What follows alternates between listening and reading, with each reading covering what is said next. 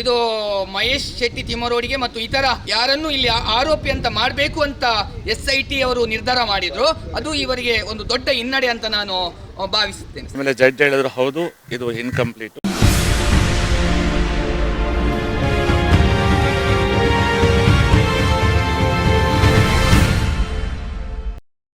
Formal and welcome to your YouTube family. Kudla rampage ಧರ್ಮಸ್ಥಳದಲ್ಲಿ ಹೂತು ಹಾಕಿರುವಂಥ ಪ್ರಕರಣಕ್ಕೆ ಸಂಬಂಧಪಟ್ಟ ಹಾಗೆ ಜನವರಿ 3 ಇವತ್ತು ಬೆಳ್ತಂಗಡಿ ಕೋರ್ಟಲ್ಲಿ ಒಂದಷ್ಟು ವಾದ ಪ್ರತಿವಾದ ಕೂಡ ನಡೆದಿರುವಂಥದ್ದು. ನಮ್ಮ ಜೊತೆಗೆ ಇದರ ಬಗ್ಗೆ ಮಾತಾಡೋಕ್ಕೆ ವಿಜಯ್ ವಾಸು ಪೂಜಾರಿ ಅವರು ಕೂಡ ಇದ್ದಾರೆ. ಅವ್ರ ಹತ್ರನೇ ಕೇಳ್ತಾ ಹೋಗೋಣ ಏನೆಲ್ಲ ಆಯಿತು ಇವತ್ತು ಕೋರ್ಟಲ್ಲಿ ಅಂತೇಳಿ. ಸರ್ ನಮಸ್ತೆ, ಏನೆಲ್ಲ ಆಯಿತು ಇವತ್ತು ಕೋರ್ಟಲ್ಲಿ? ಧರ್ಮಸ್ಥಳದ ಅಪ್ಲಿಕೇಶನನ್ನು ಕೂಡ ಹಾಕಿದ್ರು ಅಂತ ಹೇಳಿದರೆ ಸಂತ್ರಸ್ತ ಧರ್ಮಸ್ಥಳ ಅನ್ನುವಂಥ ವಿಚಾರ. ಇವತ್ತು ವಾದ ಪ್ರತಿವಾದ ಹೇಗಿತ್ತು ಅಂತ ಸರ್? ಫಸ್ಟ್ ಆಫ್ ಆಲ್ ಈಗ ತನಿಖೆ ಹಂತದಲ್ಲಿರುವುದರಿಂದ ನಾನು ಮಾತಾಡೋದು ತಪ್ಪಾಗುತ್ತೆ. ಆದರೆ ಮಾಹಿತಿ ಕೊಡಬೇಕಾಗಿರುವುದು ನನ್ನ ಕರ್ತವ್ಯ ಆಗಿರುವುದರಿಂದ ನಾನು ಕೊಡಲೇಬೇಕು. ಧರ್ಮಸ್ಥಳದವರು ನಮ್ಮನ್ನು ವಿಕ್ಟಿಮ್ ಆಗಿ ಸೇರಿಸಬೇಕು ಅಂತ 2Y BNSS ಅಲ್ಲಿ ಅವರು ಅಪ್ಲಿಕೇಶನನ್ನು ಸಲ್ಲಿಸಿಕೊಂಡಿದ್ದಾರೆ. ಅದರ ಮೇಲೆ ನಾವು ಆಕ್ಷೇಪಣೆಗೆ ಅವಕಾಶ ಕೇಳಿದ್ದೇವೆ. ಇದೇ ಜನವರಿ 23ಕ್ಕೆ ಅದರ ಮೇಲೆ ನಾವು ಆಕ್ಷೇಪಣೆ ಸಲ್ಲಿಸಿ ಅದರ ಮೇಲೆ ವಿಸ್ತೃತವಾದಂಥ ವಾದವನ್ನು ಆ ಕಡೆ ಮತ್ತು ನಾವು ಕೂಡ ಅದರ ಬಗ್ಗೆ ಮಾಡಲಿಕ್ಕೆ ಇದ್ದೇವೆ ಸರ್. ಸುಪ್ರೀಂ ಕೋರ್ಟ್ ಮತ್ತು ಇತರ ಹೈಕೋರ್ಟಿನ ತೀರ್ಪುಗಳನ್ನು ಉಲ್ಲೇಖ ಮಾಡಿ ನಾವು ವಾದ ಮಂಡಿಸಲಿಕ್ಕಿದ್ದೇವೆ.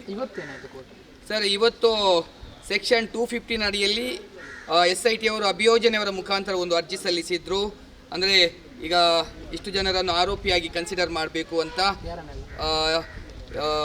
ಎರಡರಿಂದ, ಅಂದರೆ ಮಹೇಶ್ ತಿಮ್ಮರೋಡಿ ಇರ್ಬೋದು, ಅಥವಾ ಜಯಂತ್ ಇರ್ಬೋದು, ಅಥವಾ ವಿಠಲಗೌಡ ಇರ್ಬೋದು, ಅಥವಾ ಗಿರೀಶ್ ಮಟ್ಟಣ್ಣ ಇರ್ಬೋದು, ಸುಜಾತ ಭಟ್ ಅವರು ಇರ್ಬೋದು. ಸರಿಯಾ? ಮಾನ್ಯ ನ್ಯಾಯಾಲಯ ಕೂಡ ನಮಗೆ ಹೇಳಿದಿಷ್ಟೇ, ನಾನು ನ್ಯಾಚುರಲ್ ಜಸ್ಟಿಸ್ ಅಡಿಯಲ್ಲಿ ಎರಡೂ ಕಡೆಯವರಿಗೆ ಅವಕಾಶ ಕೊಡ್ತೇನೆ.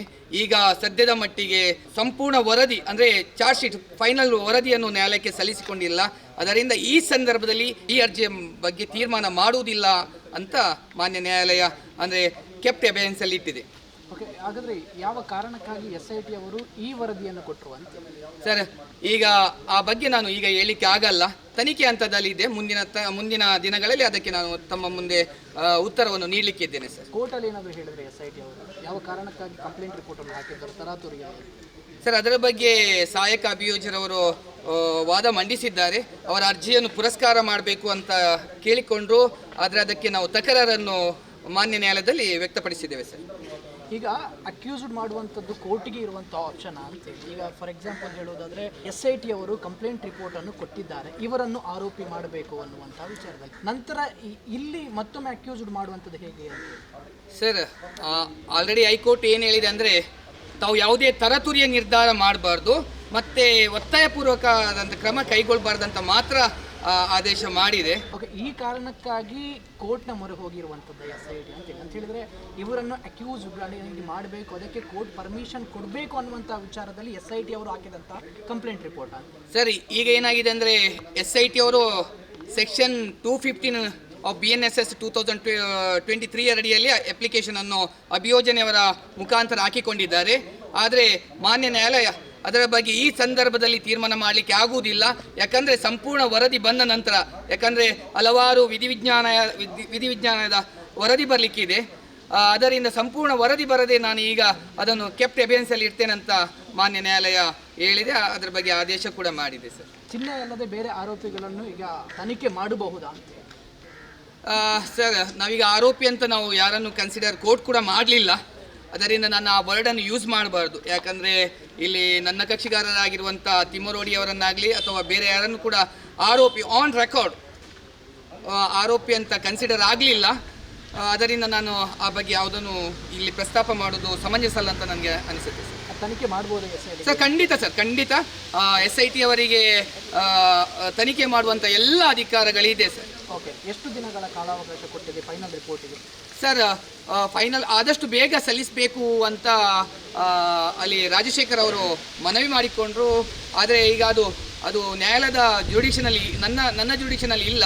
ಅದಕ್ಕಾಗಿ ಅದು SITಗೆ ಬಿಟ್ಟದ್ದು ಅಂತ ಮಾನ್ಯ ನ್ಯಾಯಾಲಯ ಸ್ಪಷ್ಟಪಡಿಸಿದೆ. ಓಕೆ, ಇದು ಅಲ್ಲದೆ SIT ಅವರಿಗೆ ಬೇರೆ ರೀತಿಯ ತನಿಖೆ ಕೂಡ ಮಾಡ್ಬೋದಾ? ಈಗ ಮಹೇಶ್ ಶೆಟ್ಟಿ ತಿಮ್ಮರೋಡಿ ಅಥವಾ ಬುರುಡೆ ಪ್ರಕರಣದ ಹಿಂದೆಯೇ SIT ಸುತ್ತುತ್ತಾ ಇದೆ. ಅಲ್ಲಿ SIT ರಚನೆ ಆಗಿರುವಂಥದ್ದು ಕಳೆದ 20 ವರ್ಷಗಳಿಂದ ಏನೆಲ್ಲ ಆಗಿದೆ ಅದರ ತನಿಖೆ ಆಗಬೇಕು ಅಂತ. ಸೊ SIT ಅವರು ಪೊಲೀಸ್ ಸ್ಟೇಷನ್ ಆದ ಕಾರಣ ಅವರಿಗೆ ಬೇರೆ FIR ಅನ್ನು ಕೂಡ ಮಾಡಬಹುದು.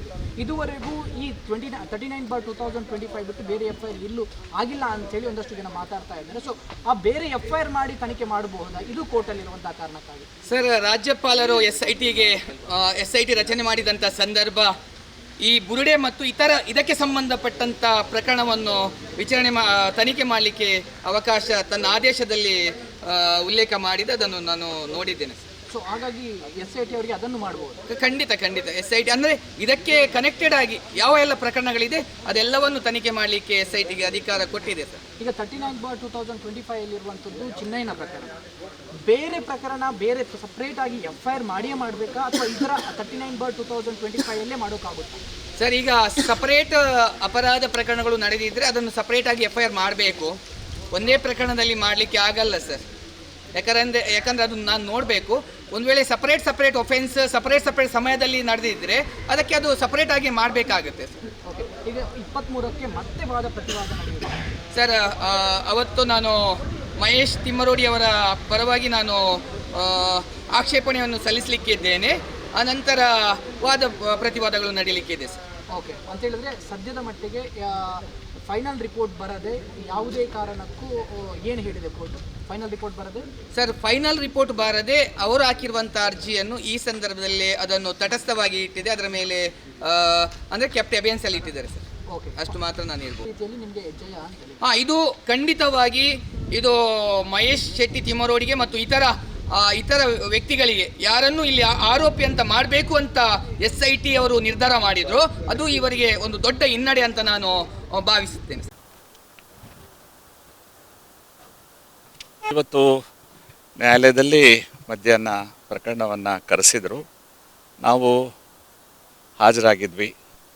ನಾವು ನ್ಯಾಯಾಲಯಕ್ಕೆ ಕೇಳಿದ್ವಿ, ನಾವು ವಾದ ಮಂಡಿಸಬೇಕಾಗಿದೆ. 3ನೇ ತಾರೀಕು ತಾವು ಆದೇಶಕ್ಕಿಟ್ಟಿದ್ರಿ.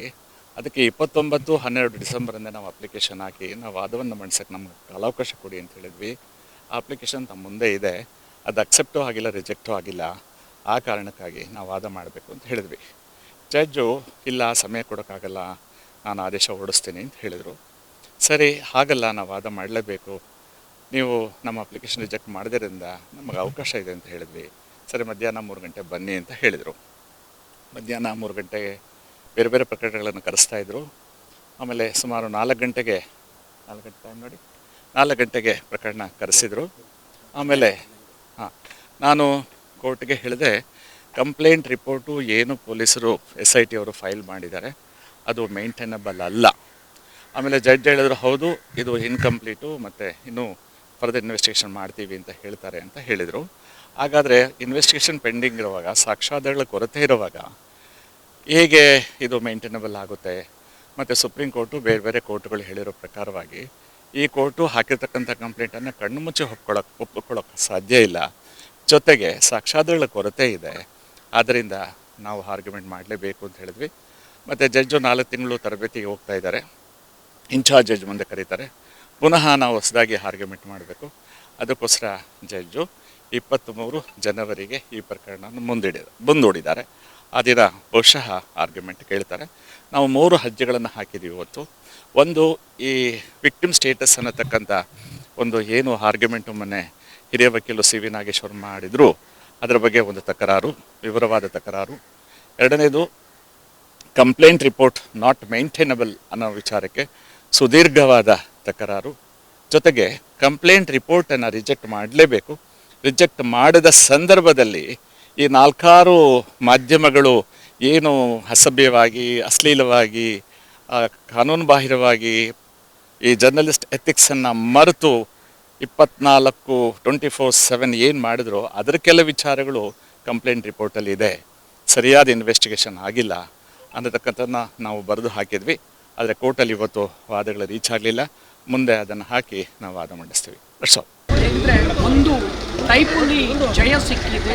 ಯಾರನ್ನು ಆರೋಪಿಯನ್ನಾಗಿ ಮಾಡೋಕ್ಕೆ ಹೊರಟಿದ್ದಾರೆ SIT ಅವರು, ಅದನ್ನು ತಟಸ್ಥವಾಗಿ ಇಟ್ಟಿದೆ ಕೋರ್ಟ್ ಅನ್ನುವಂಥ ವಿಚಾರ. ಅದೇ ರೀತಿ ಒಂದು 5-6 ಷರತ್ತುಗಳನ್ನು ಕೂಡ SIT ಹಾಕಿದೆ ಅಂತ ಹೇಳಿದರೆ ಬುರುಡೆ ಏನು ಸಿಕ್ಕಿದೆ ಅದರ FSL ರಿಪೋರ್ಟ್ ಬರಲಿಲ್ಲ ಅನ್ನುವಂತಹ ವಿಚಾರದಲ್ಲೂ ಕೂಡ SIT ಹೇಳಿದೆ. ನಂತರದಲ್ಲಿ ಅಲ್ಲಿ ಅಸಹಜ ಸಾವೇನಾಗಿದೆ ಅದರ ಬಗ್ಗೆನೂ ಕೂಡ ತನಿಖೆ ಮಾಡಬೇಕು ಅನ್ನುವಂಥ ವಿಚಾರದಲ್ಲಿ SIT ಕೋರ್ಟಲ್ಲಿ ಒಪ್ಪಿಕೊಂಡಿದೆ. ಸೊ ಹೀಗಿರಬೇಕಾದ್ರೆ ಇದು ಫೈನಲ್ ರಿಪೋರ್ಟ್ ಅಲ್ಲ. ಒಂದಷ್ಟು ಜನ ಮಾತಾಡ್ತಾ ಇದ್ರು ಚಾರ್ಜ್ ಶೀಟ್ ಸಲ್ಲಿಕೆ ಮಾಡಿದೆ SIT ಅನ್ನುವಂಥ ವಿಚಾರದಲ್ಲಿ. ಸೊ ಇವತ್ತು ಕೋರ್ಟ್ ಹೇಳಿರುವಂಥದ್ದು ಇದನ್ನು ತಟಸ್ಥ ಇಟ್ಟಿದೆ ಅಂತ ಹೇಳಿದೆ, ಇದು ಚಾರ್ಜ್ ಶೀಟ್ ಅಲ್ಲ ಅನ್ನುವಂಥ ವಿಚಾರದಲ್ಲಿ. ಸೊ ಹಾಗಾಗಿ ಫೈನಲ್ ರಿಪೋರ್ಟ್ ಬಂದ ನಂತರ ಏನು ಆಗುತ್ತೆ ಅನ್ನುವಂಥ ವಿಚಾರದಲ್ಲಿ